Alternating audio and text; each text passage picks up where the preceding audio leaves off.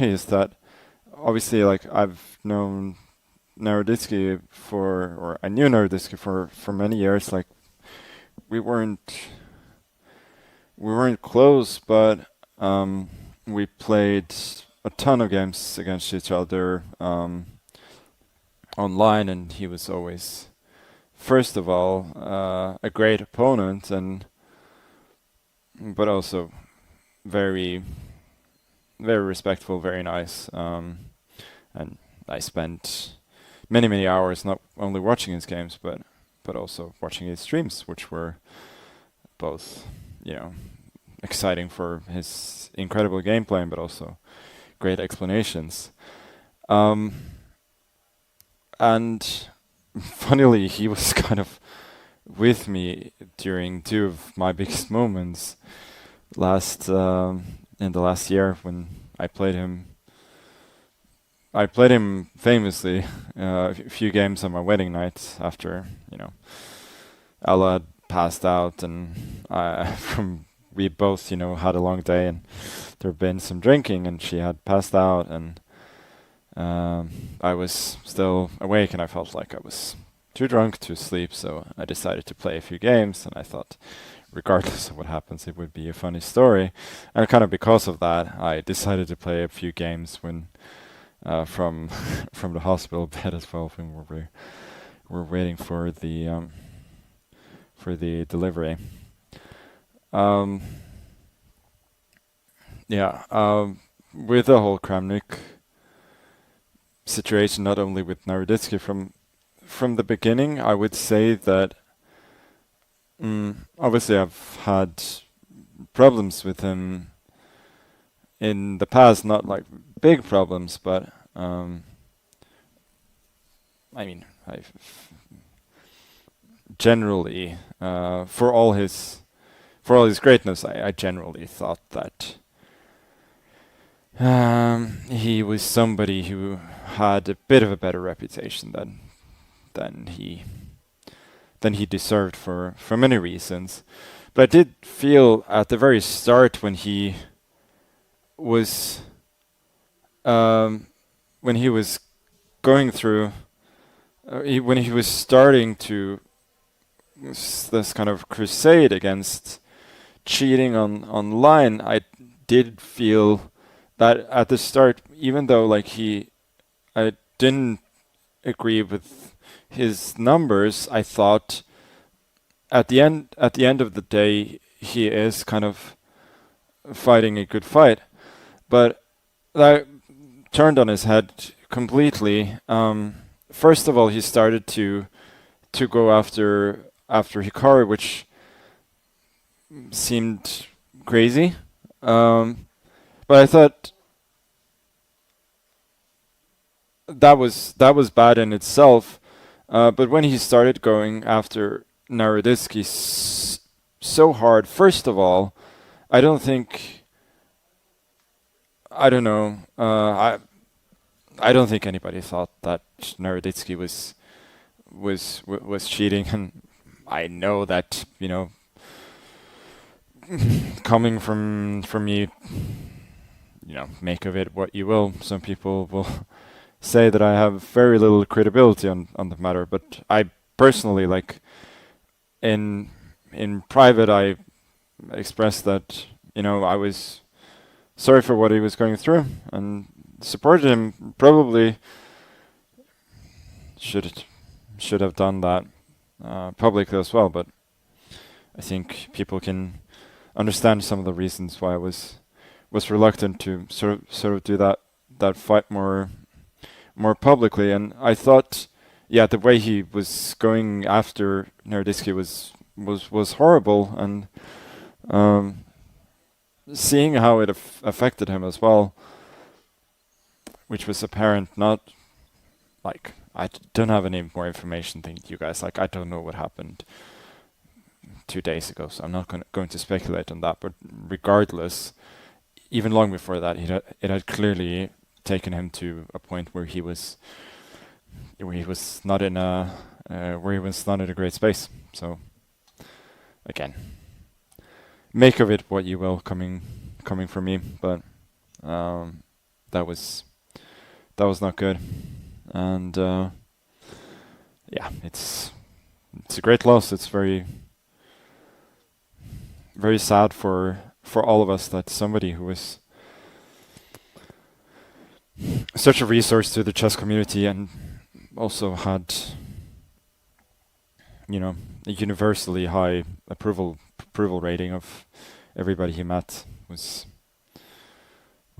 led to the place that he was, and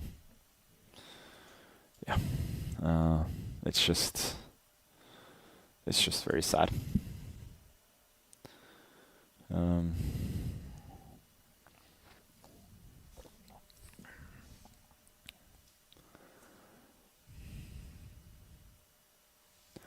And yeah, I was watching a little bit of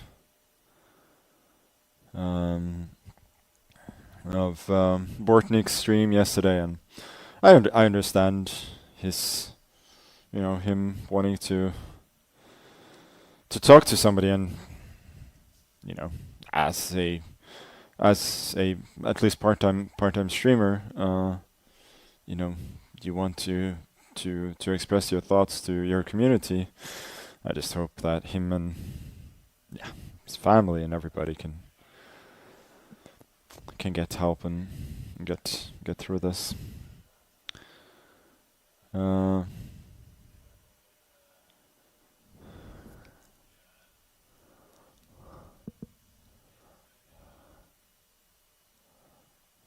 yeah, we all kind of experience loss in our lives somehow, and it's not fun. That's for sure.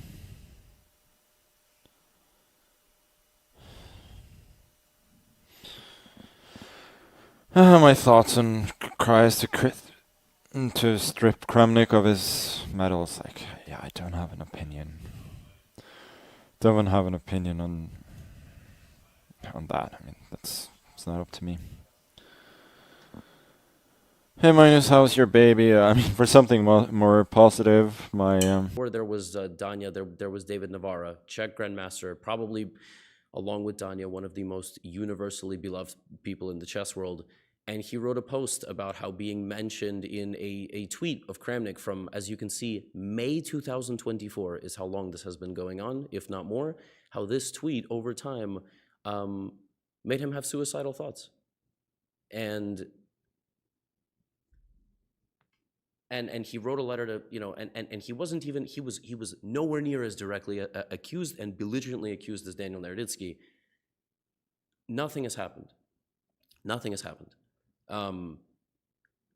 So I'm making this video to give my summary of Kramnik, of Danya, of the current situation. I made a few videos about Vladimir Kramnik when it first all started. And I realized at a certain point, and it was about Hikaru. It was about the Hikaru streaks, how he can win a bunch of games in a row. And I realized at a certain point, it was hopeless because Kramnik was belligerent. Kramnik blocked everybody on social media that didn't agree with him. Kramnik only had his version of statistics. He played a match against Jose Martinez, and there was still a way to twist the whole thing into his narrative. And I made a decision. There is no point platforming him anymore. If you go to his posts, he has the same 50 Twitter accounts responding, the same 50 to 100 people. And I said, I will let him scream into his little void to little people who don't matter. Because as Magnus said in his statement, and as many people said, they think they think he's crazy. Like they don't support a lot of the stuff, even if there were the moments where he was correct, because he wants to attack 10 people and maybe one or two will be guilty. And at a certain point, everybody stopped talking about it publicly because there was no point. I mean, he would just use whatever you said against him and try to add you to a defamation lawsuit that he claimed that he was working on. He would like this. There is no winning. I mean, he is just a complete serial manipulator and abuser. Like whatever he strives for, that he thinks is the reality, no matter what, you lose. If you say something, he immediately attacks you and says you're a part of the mafia or whatever. If you don't say anything, it's because you're getting censored. So for a period of time, people privately, like you saw Magnus say, and Hikaru did it both private and public because he was also getting attacked. They talk privately and were like, listen, man, like, it's nuts. He's never going to stop. How do you make the guy stop? Right? I mean, he has a social media. How do you make it stop?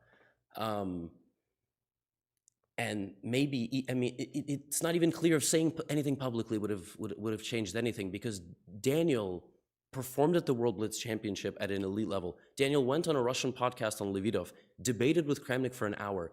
It looked like everything had been put to rest, and Kramnik came back 3-4 times harder. Like, there was no winning. And there was no winning with this, like, dark spirit. There is nothing there. And for me to wake up this morning and to see this statement from Satovsky pointing the blame at the friends, the alleged friends.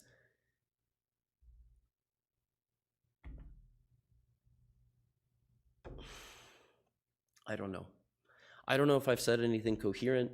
I said at the beginning of the video, I wanted to wait. I wanted to speak to the family to see if there was a way to unite moving forward. I don't know how you can't revoke. I don't know. I'm at a loss. And what I woke up today to, with Kramnik already saying things like the chess mafia is dangerous, and it all feels so hopeless. Like for something to happen.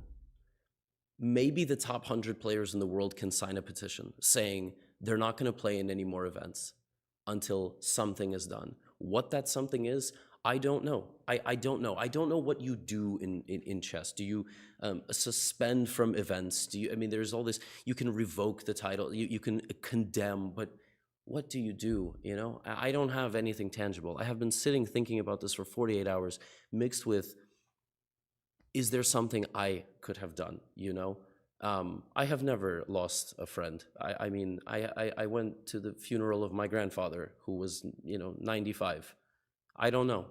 I'm getting through this just like many of you, for whom Danya played some role in your life. You know, many people got into chess and in their darkest times during the pandemic, or were never, like studying for med school or working your way up the ELO ladder or connecting with friends and relatives over chess. Like, I can't believe this is real. And I can't believe that this is the immediate response from the only people maybe in the chess world who can do anything about it. So please, maybe we need a petition.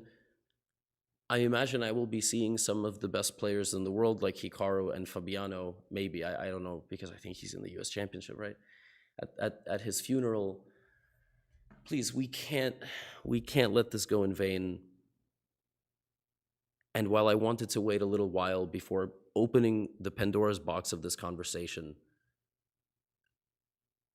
the point is not to point blame and start this and that, but there needs to be justice. And I don't know